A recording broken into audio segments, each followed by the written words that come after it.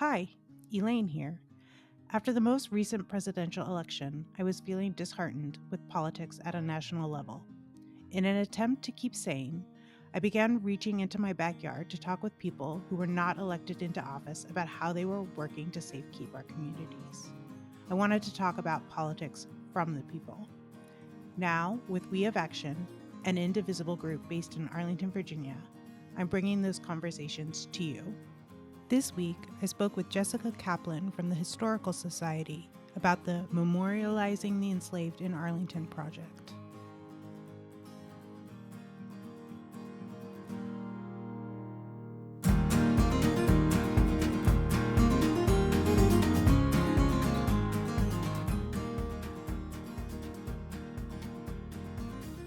So, Jessica, thank you so much for talking with me today.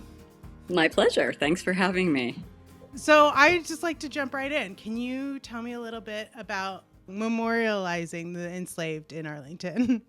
Yeah, so it started about 4 years ago. I'm on the board of the Arlington Historical Society, and a man who still lives in the Glen Carlin neighborhood, his name's Tim Aiken, came to a board meeting to pitch an idea. And the idea was basically that he had read an op-ed piece about stumbling stones in Germany by a woman. It was written by Michelle Norris. She talked about how Stolperstein, and that translation is stumbling stone, how incredible they've been in marking the places where Holocaust victims used to live, how powerful they are, how people stop and really read them and become, they're sort of take you out of time. They cement you in place, but they take you back, and really make you think about, what happened in that place, during World War II and to the people who were harmed, and really, really powerful and really, really meaningful. And Michelle Norris in her article said, wow, this would be an incredible way to remind us about the people who are enslaved in our communities, their struggles, and their many contributions that nobody thinks about. And he just loved that idea. So he pitched it to the board. And I immediately said, I would love to work on that with you. It just touched me. And that was the genesis of the project. The two of us got together after the meeting and decided our first call had to be to Scott Taylor at the Black Heritage Museum of Arlington, that we didn't want to and couldn't do it without him, that was an important connection. After we explained what it was totally on board, and the project was born. So you said it touched you. Can I ask, was there something about it that called to an experience you had? Like, what was it about it that you connected with? So I'm Jewish, and I think that the stones have had that kind of effect in Europe, making people think about the Holocaust and all those lives. I always look at it as, think about the promise of what those lives represented that have been lost.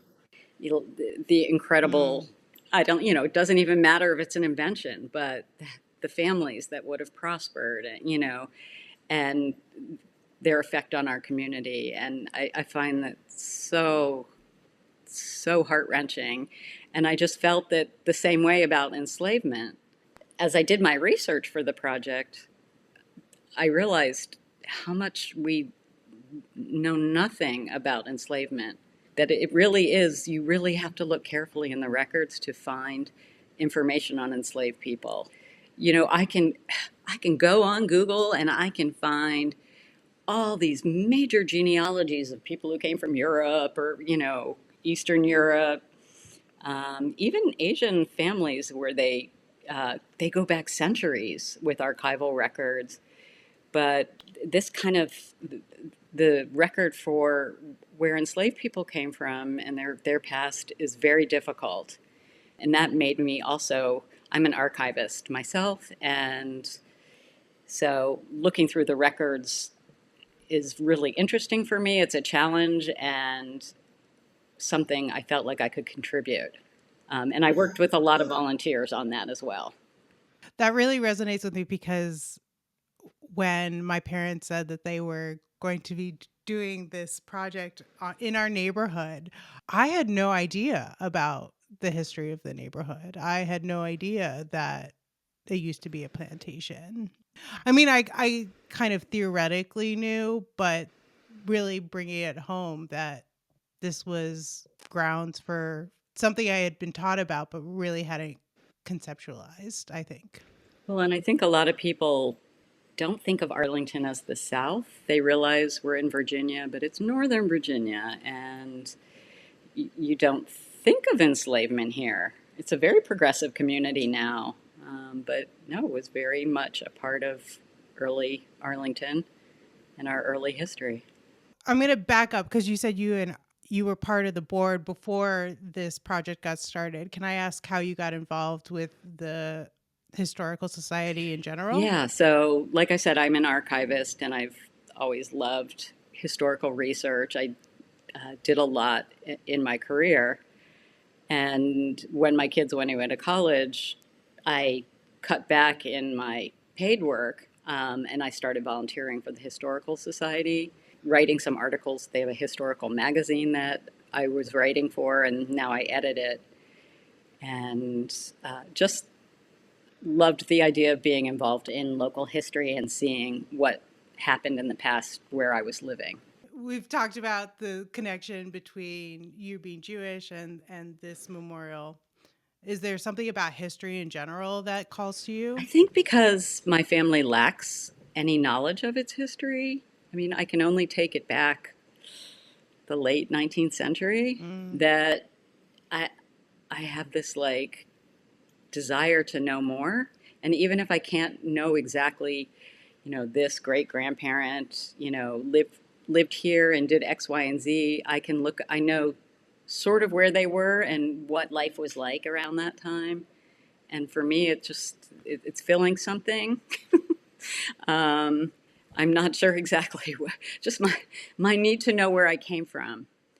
And yeah, I think I need a lot of therapy to figure out why I need have that need. No, I totally understand it. So I'm biracial, as you know, and I had a project in elementary school where we had to trace back our lineage. And I remember on my mom's side, we can trace it back to the Mayflower, which is very impressive. Wow, And yeah. on my dad's side, who he's black, we can only trace it back 3 generations, so to my great grandparents. And there's a there's a gap there. So I understand the need to fill in the holes. And I think bringing it around to the month we're in, I think Black History Month has a lot to do with grounding people in that space. Yeah, I agree. I agree. I wish it was not, I wish we didn't have to have a special month for it, but that it was 24/7, 365 days a year. But it does call attention to the need for more. Yeah. But I think that what you're saying is really important because while we are centering Black voices right now in this month, this is a shared experience, and I think something that people can relate to, that feeling of wanting to know where they came from. Definitely. There's a reason why Henry Louis Gates's show has been on for what, 12 years now? So is there anything that you've learned about your experience since this project started? It's interesting because Arlington didn't really become Arlington until 1920. Of course, it was here, but it was part of different jurisdictions. So it was interesting to figure out what jurisdiction we were part of when the first enslaved people came, and that was Stafford County. And then we became part of Prince William County, and Fairfax County is where I've been able to find a fair amount of records. So people are like, wow, Arlington was part of Fairfax County. Yeah, and then Yeah, I didn't know that. crazily, of course, there was we ceded Arlington was ceded along with Alexandria to make the federal city of Washington Yes. D.C. So right around 1800, we became part of the District of Columbia. And then we, of course, were retroceded back to Virginia a little bit because of enslavement. So that's always interesting to note. So you say a little bit because of enslavement, because I assume the people in Virginia wanted to keep slavery? Correct. And DC had been, a lot of people were talking about abolishing enslavement in the city and limiting traders' access to the city. And that made people in Alexandria City very worried because there were a lot of trading firms that were centered in Alexandria City. So our borders themselves have been shaped by our history of enslavement. Correct. So, and then I had to figure out from that, like, I started imposing the current map of Arlington on all these jurisdictions and figure out you can't just, even if you knew your enslaved great great grandmother's name, it doesn't mean that I could place her on a map instantly. Like, you have to Right. figure out, and unfortunately, you have to figure it out through her enslaver, like who owned the land, and could I put the map of today's map of Arlington over Fairfax and see that she lived actually in what's Arlington? And I got to know all the landowners who were part of Arlington through 2 decades. And it's not just me, it's others as well helping. And through them, I was able to reach down into their wills and their probate records and finally dig out some of the names and stories of the enslaved people, some of the things they had been working on. Presumably, most of the people who you're trying to memorialize weren't literate. So you're not looking at records from them. They probably didn't have last names of their own. So you're really looking at who owned them and their records. So like, It is mostly probate records that talk about, inheritance. If you had an enslaved okay. person, and yeah, there'd be an inventory of how much this person owned, and an enslaved person was considered property, so they would be on the inventory along with the cattle and the household goods, and often have a value. And then you would see whether or not they were transferred to the next generation. And you would also see, interestingly, they have something called accounts that look at if that person who died, if they were in debt, and how the estate was paying back the people they owed money to. And often you would see in the accounting that they hired out enslaved person Tom, say, for the year for this amount of money. And that money went towards paying off the debt. Records like that were really interesting. And you saw through that, I could actually see, wow, they hired people out all the time. Yeah. So that was another aspect of enslavement. You didn't just work for the person who enslaved you. You actually, that person could make money off of your labor by sending you to somebody else's farm or home. Often they went and worked on infrastructure projects. Like we had a canal project in Arlington that they would Mm. work on. John Mason built a huge home on what's now Roosevelt Island, which is not part of Arlington, it's part of DC, but it's so close. Um, but he put an ad in the paper for 30 to 40 men. He wanted enslaved men that he wanted to hire to help build the house. I have to ask because our proximity to DC, is there are there records of the monuments being part of that infrastructure build? I haven't seen, like, the White House History Association has put out some materials. It doesn't look like anyone from Arlington actually built the White House, but I wouldn't be surprised if there weren't, if there weren't projects. It was interesting because, we were part of DC, but also Right. because of that, a lot of Arlingtonians had homes in both DC and then they would live in their summer home in Arlington, or they they would just go back and forth. The enslaved people actually had two homes. They lived on both sides of the river. And I actually learned the names of quite a few enslaved people who were living in DC in 1862 when the district abolished enslavement and had Mm. it was called the 1862 District of Columbia Emancipated Compensation Act. Enslavers were actually compensated for the slaves that they freed, not. The slaves were not compensated, which is what makes perfect sense to me. But the enslaver had to fill out all sorts of paperwork, yay, red tape, in order to get that compensation. And because of that, we know names of people and ages and beautiful. I love that paperwork. And I Lots love, of data. yeah. And unfortunately, it was only like 6 months before the Emancipation Proclamation. So, they didn't really get freed for a lot of time before others, but take what you can get, right? Absolutely. So, is there anything else that you can share about the process that I haven't touched upon, or that you think people would find interesting? I think the prison system is really interesting because we found quite a few ads for people who had run away, quote unquote, run away from their places of enslavement. And I always imagine, oh my gosh, they're running to freedom. They're trying to get on boats, or they're in the Underground Railroad. And, those are what we learn kind of growing up in the schools. And we found over 40 ads. And what we really found was that these people were running away to go visit their family members who they were separated from by sale. Often, thank goodness for a lot, it wasn't they could go to DC or Southern Maryland, or it was a very, like I said before, fluid. People who lived in Arlington had relatives in Loudoun. They would run away. Their enslavers weren't going to be like, yeah, yeah, go visit your mom. It's like you had to work. Yeah.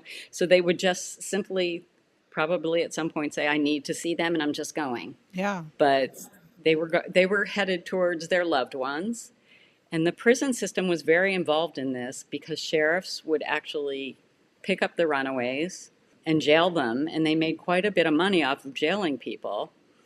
And if the enslavers didn't pick them up after a certain amount of time, they would sell them to traders who sold them south.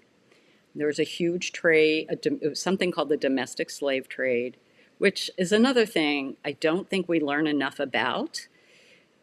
Slavery was a stain on our country's past that we need to work through more.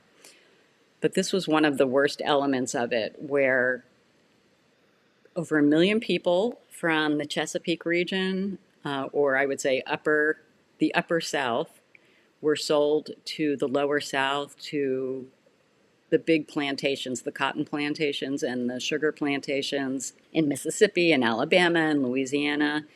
And so many families were separated. Some of the older people were left up north because they couldn't get good prices for them. And the people were transported literally in the holds of boats, like the Middle Passage, or they're called coffles, these lines where they walked them south, and the men were shackled. Usually the women weren't shackled, but they had to walk all the way to Mississippi. That's what kept me up at night. It was so disturbing that we had actually, our country kind of went through this a second time and didn't stop it. So Yeah. reprehensible. So I think I think everyone should know about that for sure. Can I ask you to expand upon that? Because we talked about why this was important to you, but I think what is so great about this project is that it's really raising awareness. And why is it so important that we recognize this shared history that we have? I think, at the butt of it, it's that we have to recognize that we are all human beings. we are, we have a lot more alike than we have not alike, and that it's important, to work together to build community and to make our lives better together. Like, why are we on Earth together? Like, to fight? No, at least not in my world. So, I think this shows us that, when you dehumanize people, and you try and create a class of other, that you're really taking away from your own community. You're wasting your resources on hate when you could be putting your resources towards progress. And helping one another. I think that message, if we're going to build a future in this country that works, we have to do it together. We have to realize that, you know, we're all people. We all love our families, and we all want the same things from our society. At least I believe so. And this is just me. Don't I'm not speaking for the project, but I really feel like right now the times are showing us how dehumanization is once again something that is in the forefront, and we need to like stop it. People need to wake up. Yeah. This ICE movement, anti-immigration, anti-other countries. We have to stop. That's not what, to me, that's not what America is about. So this project's taken on increased meaning for me during this presidency. Yeah. If people want to learn more or if they want to get involved, is that something you're open to? And how do people go about doing it? Yeah, so I mean, we do have volunteer opportunities for people who like to do a little writing or research. For every single stone that we put down, we have dedications for them where the community where that stone is placed comes together, along with people that helped get that stone into the ground, government officials, and sometimes local churches get I love that. involved. Anyway, so the more that people can come and celebrate our past, like the contributions of what these people mean to our past, the more community we build. I can't even tell you how many great Arlingtonians I've met. Like, I've lived here since the 90s, the mid 90s, and I'm meeting so many incredible people who care about each other. And so come out and meet some of these people. It really makes you feel good about where you live. The other thing people can do is they can actually sponsor stones, and a, a stone costs $300. And when I say stone, that's the plaque that goes into the sidewalk with the name of an enslaved person, or sometimes we don't have, a lot of times we don't have names, but it doesn't mean that person wasn't important. We still want to remember them. We know they existed. So if you want them in your neighborhood, almost every neighborhood in Arlington had some sort of enslavement, some neighborhoods way more than others. The route along Columbia Pike was chocked full with plantations because that was the road that took you to DC and to the markets. The final thing is on March 19th, we're having a fundraiser. It's going to be at the Lion Village Community Center, and it costs $50 for one person, $75 for two, or you could purchase a stone and be our hero. But we'd love you to come. We're going to have two poets who've written about slavery and racism and how that has figured into their lives, and they're going to read some of their material. Rick Franklin, who's a blues musician, is going to play, and the Mount Salvation Choir is going to be singing some praise songs. So I'm really excited about that. Celebrate what we've accomplished and what we can accomplish in the future. If you want to learn about the locations of the stones, is there a way to do that? We have a website. It's www.enslavedarl, enslaved.org. And on it, if you look under maps, you can find a static map of enslavement where there's just a map of an 1860 map of Arlington overlaid with Arlington streets today with little dots where they're locations of enslavement.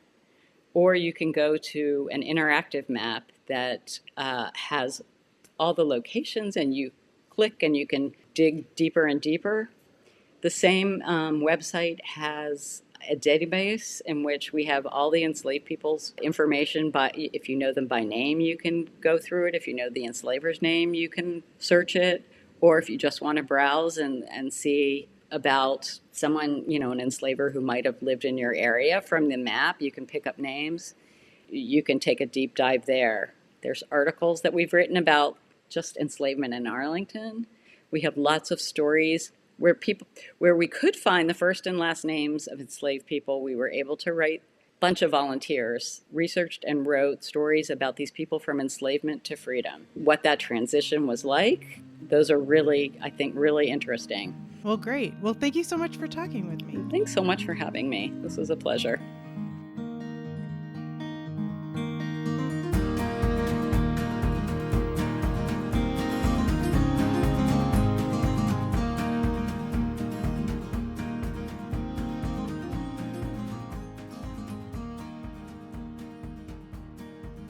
Thanks for listening. If you like what you heard, please subscribe wherever you listen to your podcasts to get our upcoming releases. If you would like to join We of Action, you can go to their website at www.wofava.org or follow them on their various social media links, which are also included in the show notes.